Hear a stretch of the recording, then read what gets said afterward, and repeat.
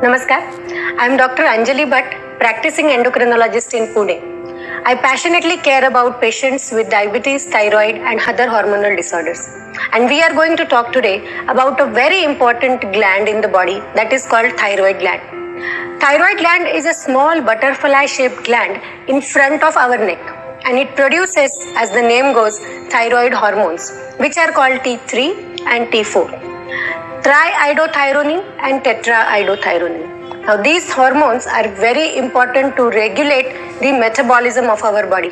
By metabolism I mean every process that goes on in the body, which includes our eating habits, our bowel habits, the hunger, your sleep, your heart rate, your breath rate, in women, the menstruation, the cycles, the date of the cycles, all these are regulated by thyroid hormones. By this, I'm sure you would have understood how important it is to have normal thyroid functioning in our body. Let's go to the topic of today, that is thyroid levels, the hypos and hypers of it.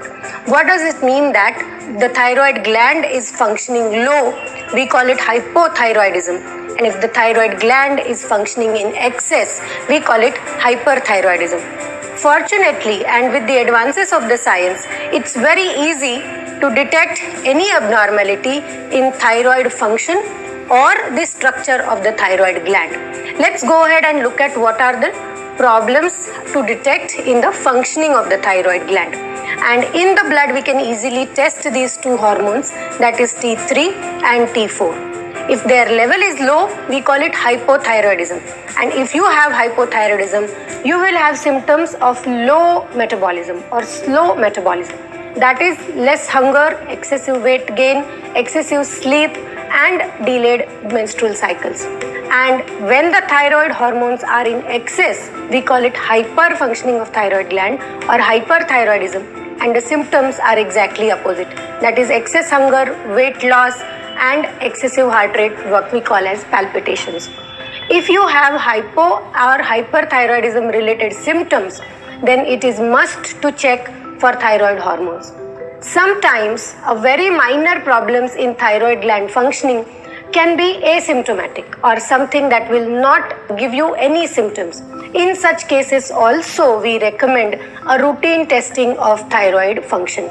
Now, it's practically not possible to ask everyone to get a thyroid function test done. But if you are anyway getting a routine checkup done, it is very important to remember to add a thyroid function in your checkup.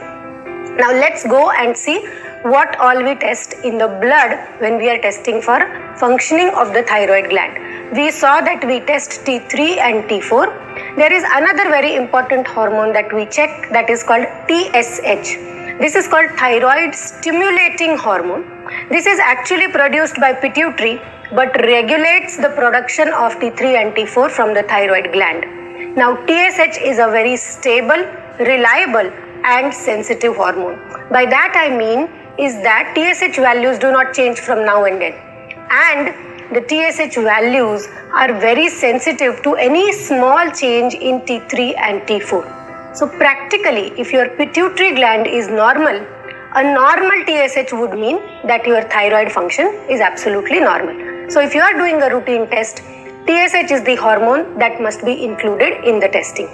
Now coming to the second aspect of thyroid abnormalities, which can be abnormalities in the structure of the gland. So irrespective of what is the hormonal level in your body, your gland size may be large, it may have swellings, it may have something called as cancer. So to detect these, we need to do an ultrasonography of the thyroid gland, that is USG of the thyroid gland. In some borderline cases of hypo or hyperthyroidism, we might need to do specialized blood tests that are called thyroid antibodies. These can be TPO antibodies, thyroid TSH receptor antibodies and thyroglobulin antibodies.